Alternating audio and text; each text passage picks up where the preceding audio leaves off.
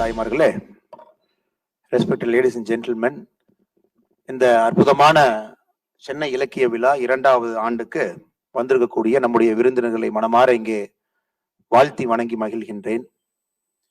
மேடையில் அமர்ந்திருக்கக்கூடிய 2 முக்கியமான மனிதர்கள் இதற்கு முழு காரணம். இந்த நிகழ்ச்சி இதே போல நடத்தி ஒரு வித்தியாசமான ஒரு விஷயத்தை மக்களுக்கு சொல்ல வேண்டும் என்கின்ற ஒரு மிகப்பெரிய ஒரு முயற்சியினால் இந்த சென்னை இலக்கிய விழா 2வது ஆண்டு இன்று சாத்தியமாயிருக்கிறது.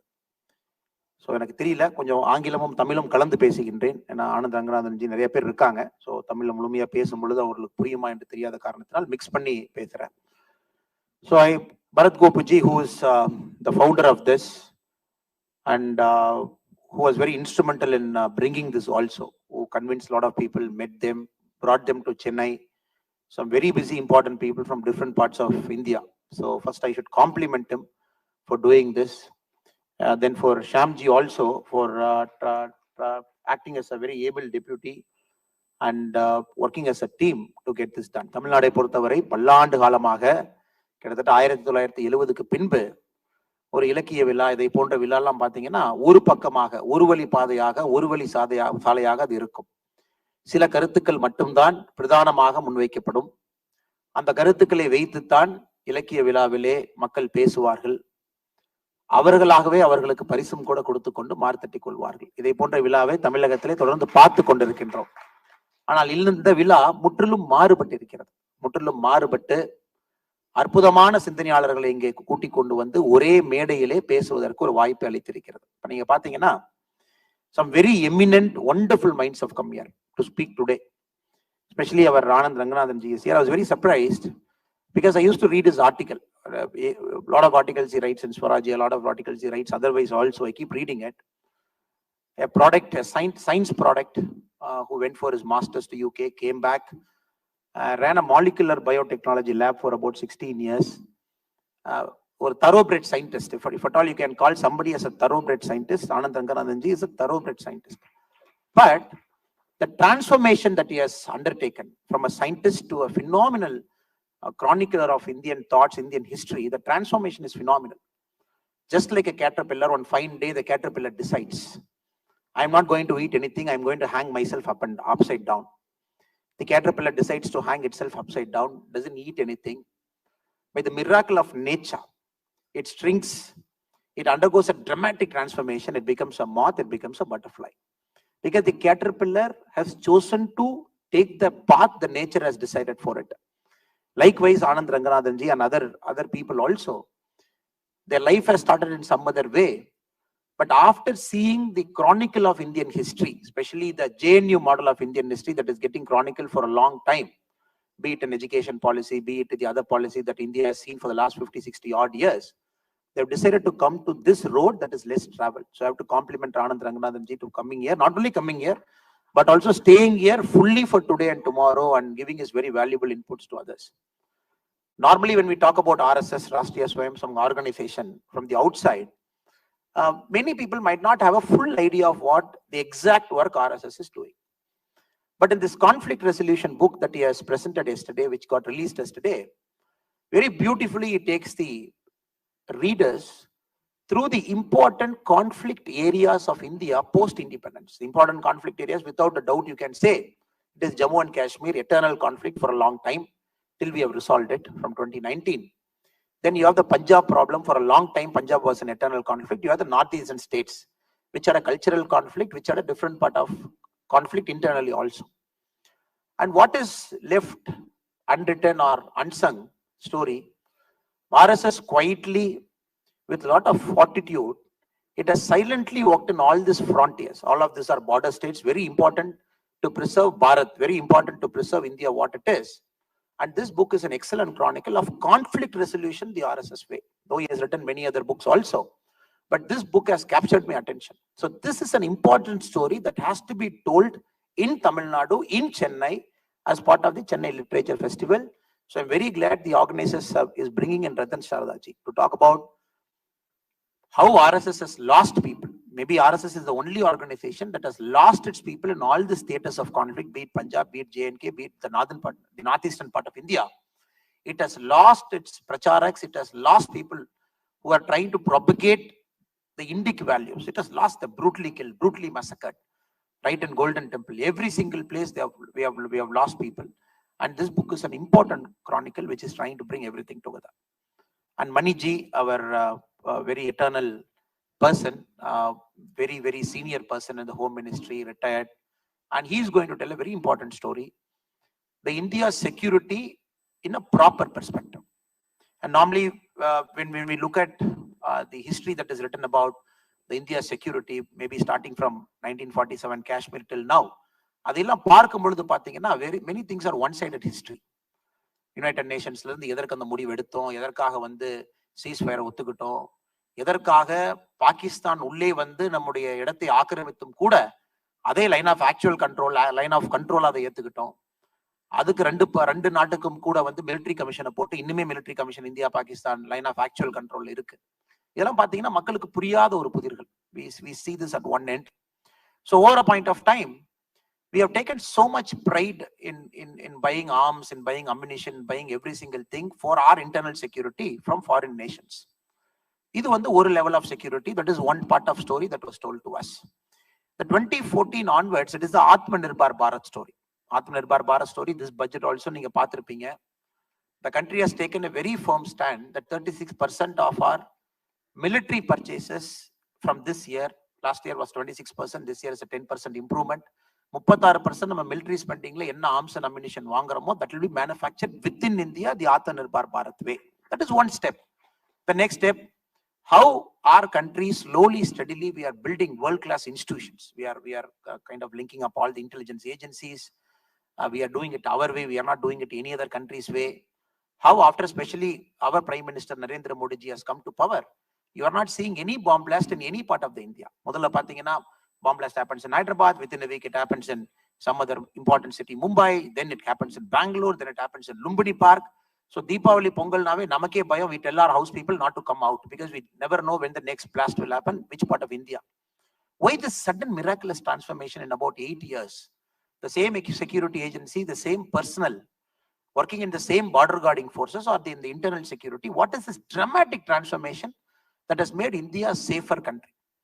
If I can say with little bit of pride, probably after independence, the safest part of India, the safest time of India is in the Narendra Modi era, right from 2014 till then it is continuing. Slowly, steadily, we have resolved conflict in the northeastern TATA, Manipur we have resolved in Nagaland. We have made many groups to put their arms down. We have declared ceasefire. Slowly and steadily, they are getting integrated into the democratic process. Every single place you will see, I think Mani sir will talk about very important perspective of that, which people need to hear, the alternate version, the true version. That is very important for the youngsters. இப்ப இருக்கக்கூடிய இளைஞர்களுக்கு அதை கேட்க வேண்டிய கட்டாயத்தில் அவர்கள் இருக்கின்றார்கள். ஒரு ஆத்மநிர்பார பாரத்தில் எப்படி டிஃபென்ஸ்ல இருந்து ஒரு விஷயமாக கூட நாம் மாறிக்கொண்டிருக்கின்றோம் என்று.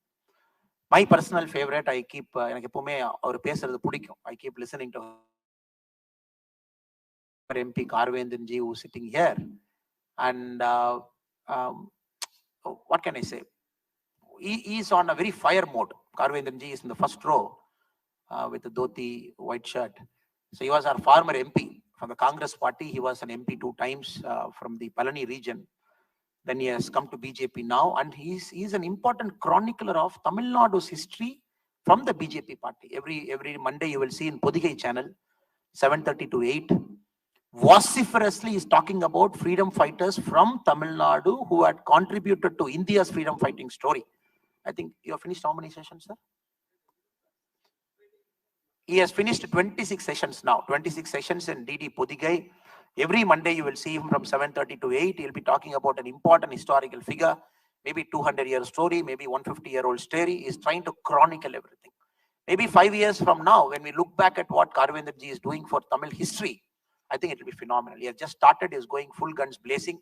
So I'm very happy the organizers have got hold of Karvendran ji to come here and to speak. And for other writers who are here, every writer is an important writer. They're trying to tell an important story. And what I felt most interesting from the invitation is they are telling micro stories. Because India, after the Congress era, was focusing on the macro story. And this macro story is all about one family, all about one school of thought, all about focusing on 2-3 individuals. That is a macro story. Country is never made up on macro story. The country is made up of micro stories. You might not even know some people's life, some people's fate, who have shaped up this country's destiny over the last 300, 400 years. And Tamil Nadu itself is a land of this micro story. And we have our own Ore Nadu editor who's here, who's sitting in the front row, and he's the biggest chronicler of micro stories in Tamil Nadu.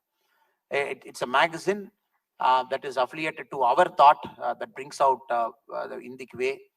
And the editor-in-chief who's sitting in and who have the privilege of working very closely with as part of the BJP party. And they document the micro stories. You might not even be hearing the names that I'll be speaking to you now.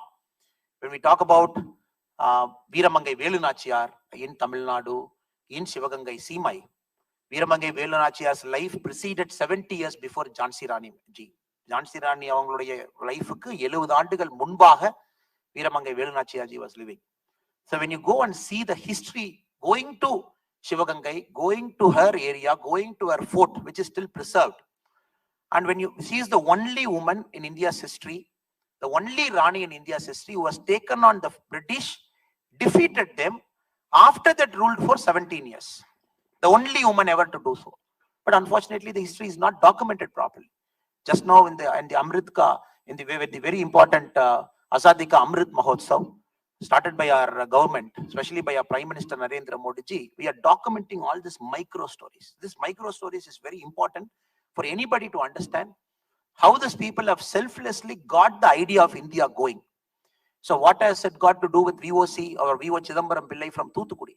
He is a very rich lawyer, highly educated scholar, 150 years back, a person who has made so much money. One fine day has decided to take on the might of the British India.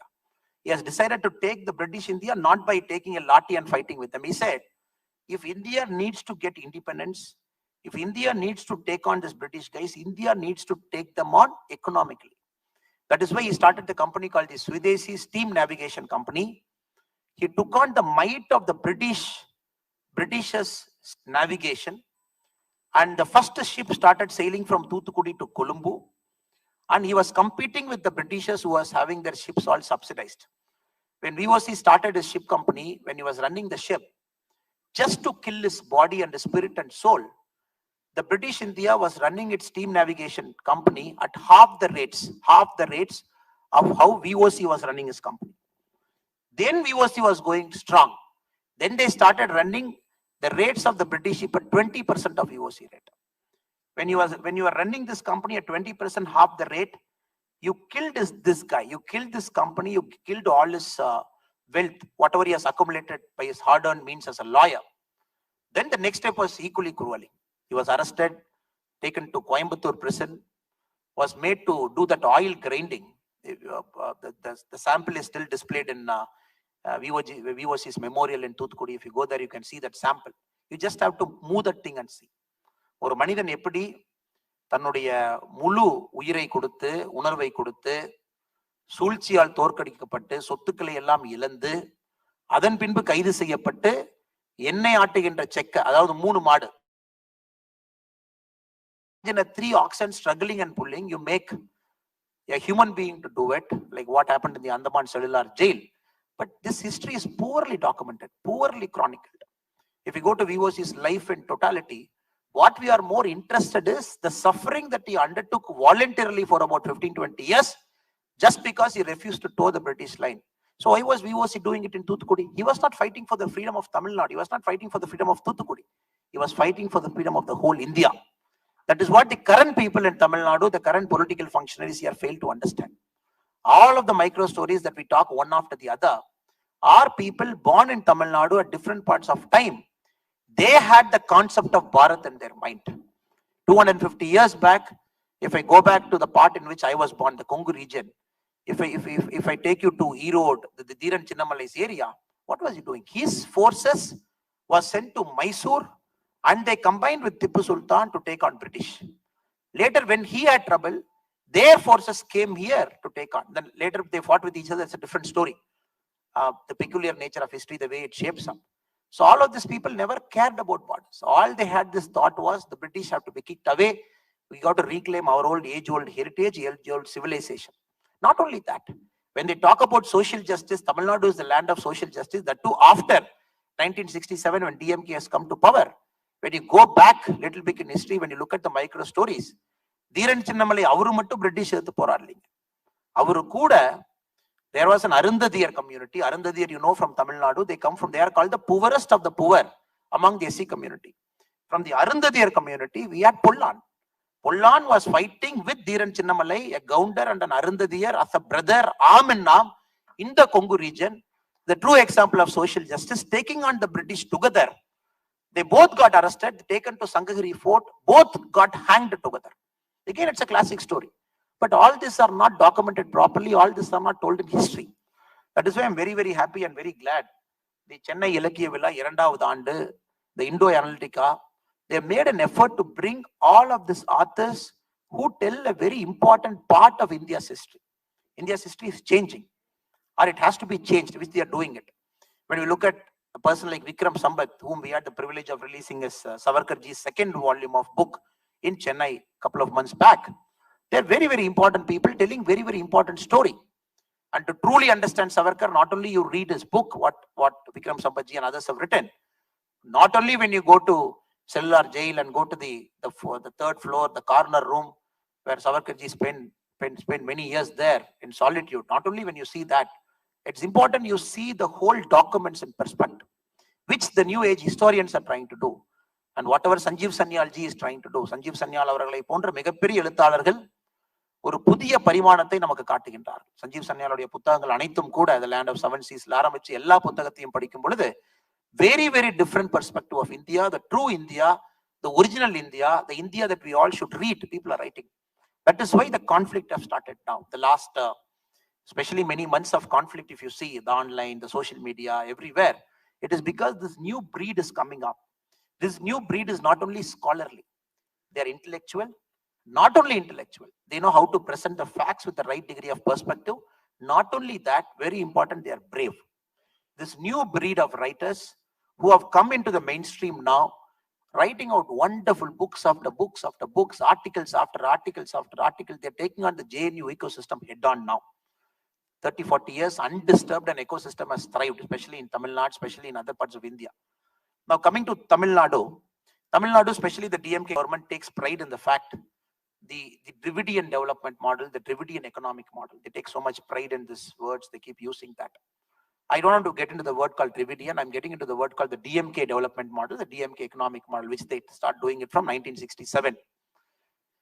Now, if you look at our state, a state of Tamil Nadu, I really want somebody to go dig deep into it, maybe write a book, maybe present in the 3rd literature festival. How Tamil Nadu, as a state, when we see, as a district, we see all the 39 districts. There are some districts in Tamil Nadu that is comparably worse to some of the worst districts of India. If you take Virudhunagar, if you take Theni, if you take Ramanathapuram, if you take those districts, how the so-called their development model hasn't percolated down to the needy. How this model over a point of time has amplified the caste divisions of Tamil Nadu. Tamil Nadu is one of the states with the highest amount of caste polarization. ஜாதிகளை வைத்து அரசியல் செய்து ஜாதிகளுக்கு இடையிலே சண்டையை ஏற்படுத்தி அதன் மூலமாக பல உயிர்களை பறித்துவிட்டு ஒரு மோதல்களை ஏற்படுத்திவிட்டு அதை டிஎம்கே டெவலப்மெண்டல் மாடல் என்று கூறுகின்றார்கள். எப்படி ஏற்றுக்கொள்ள முடியும்?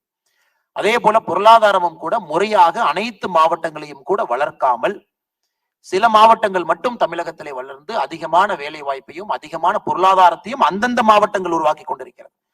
உதாரணத்துக்கு கொங்கு ரீஜனை பார்த்துக்கிட்டீங்கன்னா, the Coimbatore, Erode, Tirupur, right up to Salem, it contributes 42% of Tamil Nadu's revenue. So it's a skewed developmental model where the government never had an idea over the last 60-70 years to do a holistic development for Tamil Nadu, to keep people in harmony, to get out of this caste compulsion, to get out of this caste division, they think that simply by doing a Brahmin bashing, they can hide all these things and develop a model which is a very regressive model and call this as the DMK developmental model. Just yesterday in Chennai's protest, we have done a threadbare analysis of the whole budget and we have said how the budget is so regressive for the model you are calling, which I call that as water panning. In Tamil, you call that as water panning, which I said yesterday. The DMK's developmental model is nothing but a water panning.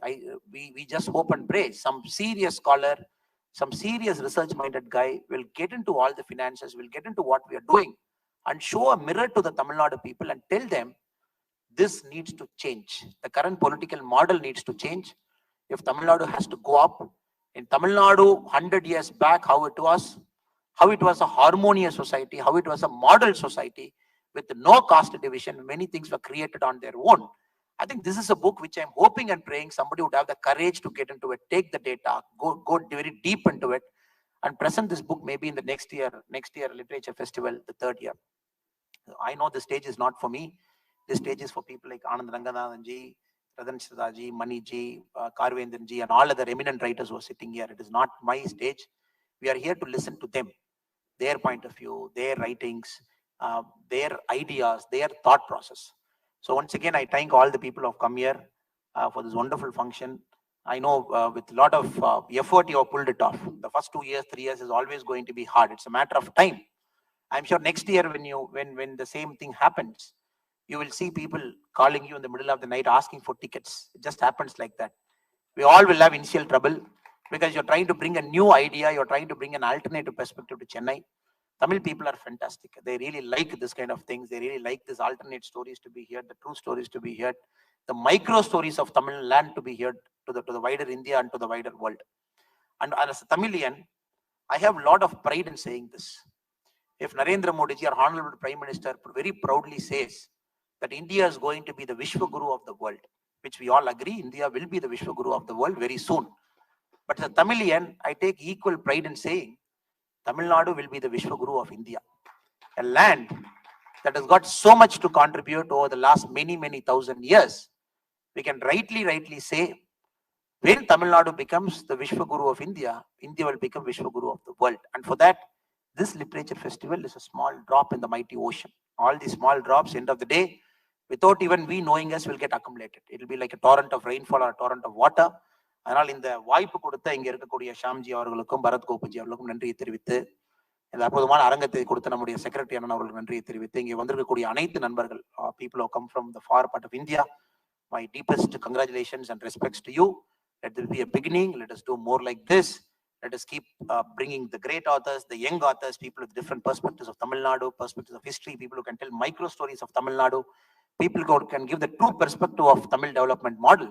So let there be a Tamil development model only, maybe 3-4 years from now, when we start debating, discussing, when we start puncturing holes, when we show mirror to the reality, I think people will start rightfully claiming that it's a Tamil development model. It's a matter of time. Let the original Tamil development model be coming to this land. We don't want any other development model to this land. So it's a matter of time before it will come. So I take real privilege, sir, in coming here and talking. At the same time, my sincere apologies to Anandji and others who are here. Today, we have taken one more step as a party, where we have called all our elected representatives for a 2-day workshop. Tamil Nadu has got BJP elected representatives, Panchayat leaders, councillors, corporators. So first of a time, we have done a 2-day workshop, which starts at 9 o'clock today till tomorrow night. So we have brought people from outside to address them, to talk about this perspective, this developmental model, so that slowly and steadily in their own places of influence, they will start doing it. We have Sree who's addressing on ethics. We have some of the very finest Panchayat leaders over the last 25 years have done dramatic transformation of their Panchayat. There is a Panchayat in near Metupalayam. Panchayat is one of the model Panchayats of India, where the Panchayat itself is self-sustaining. The Panchayat doesn't take electricity from outside. The electricity is generated inside, zero waste discharge, everything. It's a model. So that Panchayat leader is coming and addressing. Then we have Koothapakam Ilangovanji, who studied from Anna University, a BE in 1996. He left everything. Coming from a scheduled caste community, he contested as the Panchayat election. He became the president of Koothapakam village in Chengalpattu. Again, did a dramatic transformation of his village. His Panchayat is rated by United Nations as one of the model Panchayats of India. But unfortunately, all of the stories are not told outside. So as a party, we are bringing all of these leaders to come to a platform and talk to our people. Be it a Koothapakam Ilangovan, be it a Odandurai Shanmugam, or be it a Sree with his alternative perspective on ethics and life and everything. So today it is happening in Perambalur. I have to rush from here to Perambalur to participate in that function also. So I request all the eminent speakers to kindly excuse me. and I will be watching your program live in the online media that is being telecasted live. So with this, I take excellent privilege in coming here, and thank you so much for you to inviting me, sir. Thank you. Jai Hind. Valarattum Tamilagam, Thalai Nimirந்து Nikattum Bharatham. Thank you so much.